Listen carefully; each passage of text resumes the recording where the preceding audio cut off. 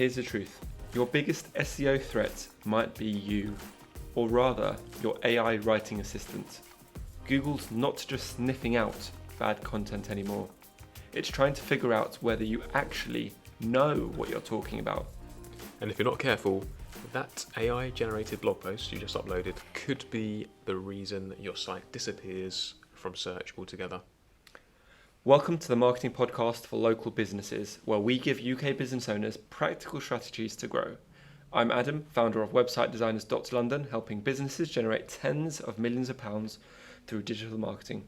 And my name's Josh. I'm the founder of ImproveMySearchRanking.com, a specialist SEO agency based in South London.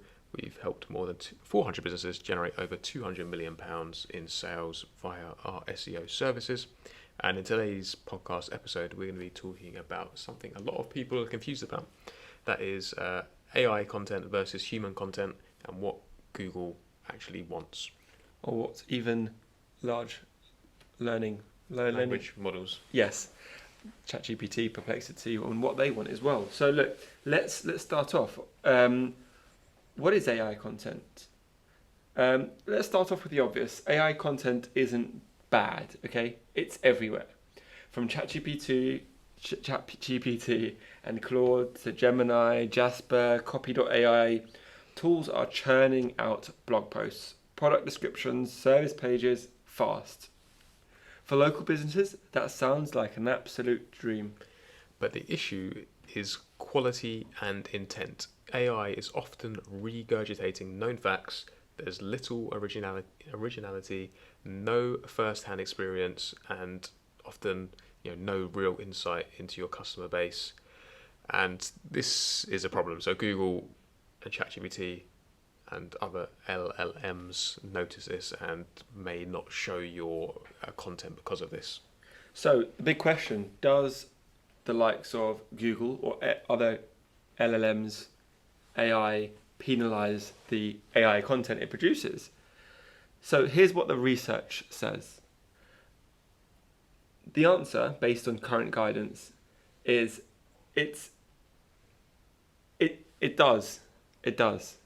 And here's why I hesitated. Because whilst you may read online from other sources that it doesn't, whilst Google doesn't even care how the content is created, ultimately what it does care about is whether it's helpful and demonstrates the EEAT acronym: experience, expertise, authoritativeness, and trustworthiness.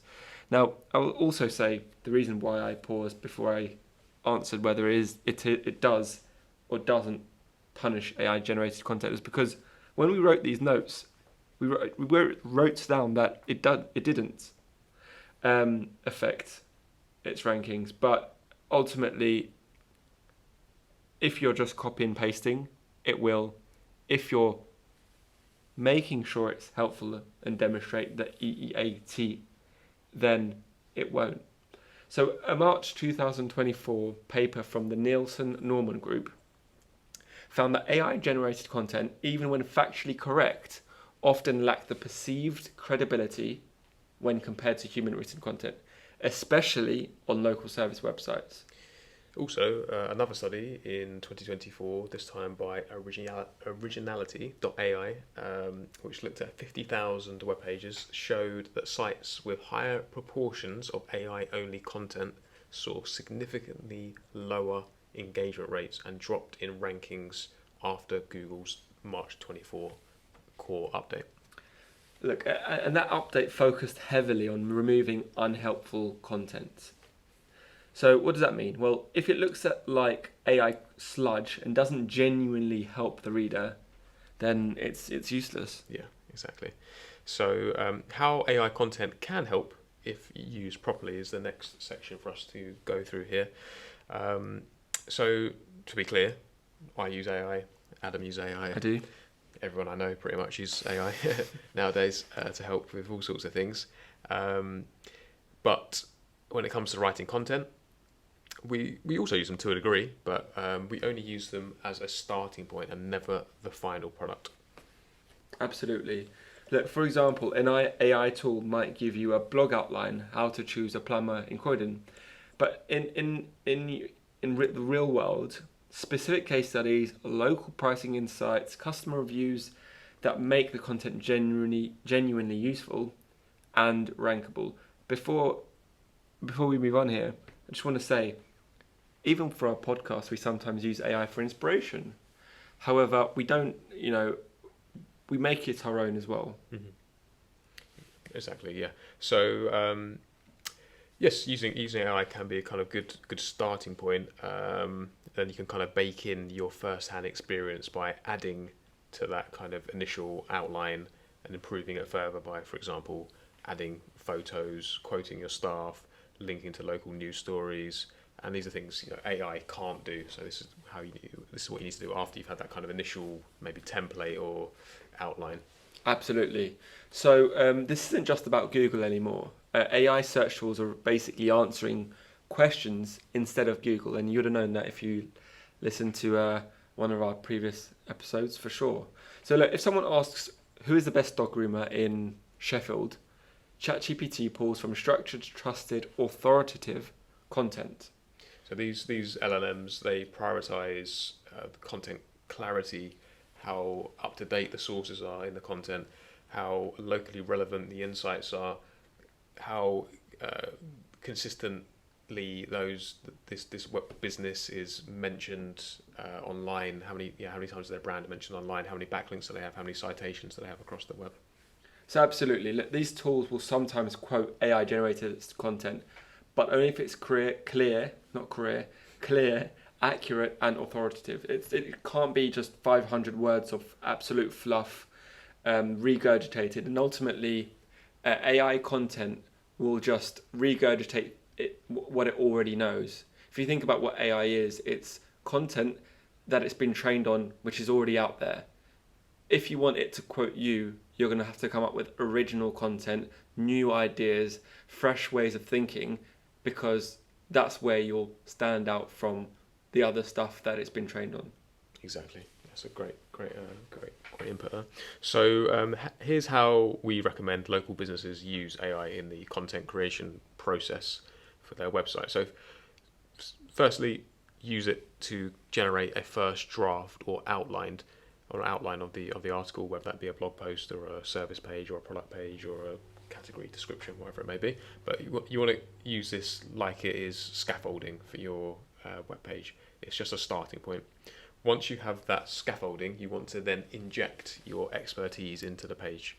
So that could be adding your original opinion, mention accreditations and qualifications that your business has or your team members have, add team profiles, add client results, add client case studies, any exclusive information and exclusive data that you may have as a business. So you've taken that scaffolding now and you've added your original input into it. So you're then showing experience, expertise, trustworthiness, and authoritativeness.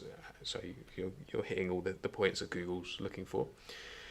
In addition to that, we would recommend adding in further information about your kind of local area. If you're a local business and you want to appear for local search queries or local prompts in these AI tools, you want to add information about the local service areas you cover, information about pricing, delivery times, anything kind of FAQ related.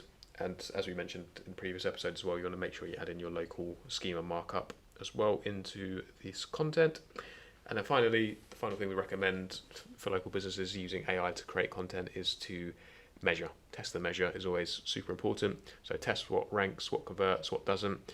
There's various tools out there nowadays that are starting to track AI optimization. SEMrush being one, Profound is another. Another one would be you can do it in Google Analytics. Actually, you can go to Google Analytics, look at your data there, and see how much traffic you're getting from ChatGPT and the like. Yeah, look, AI won't kill your rankings, but laziness will. If you treat AI like your ghostwriter, then your content will sink. If you treat it's like your assistant to bring you the insight, then you'll win. So whether it's Google or AI-powered tools like ChatGPT, the winners will be businesses who sound like real experts and deliver real value, not those trying to game the system with mass-produced AI content. That's it. So look, thank you for tuning into this episode of the Marketing Podcast for Local Businesses. If you found this episode helpful, drop us a review or send it to someone still copying from ChatGPT maybe. Yeah. And finally, if you want any help ranking with or without AI, you know where to find us. So we'll see you next time. Absolutely. Thank you.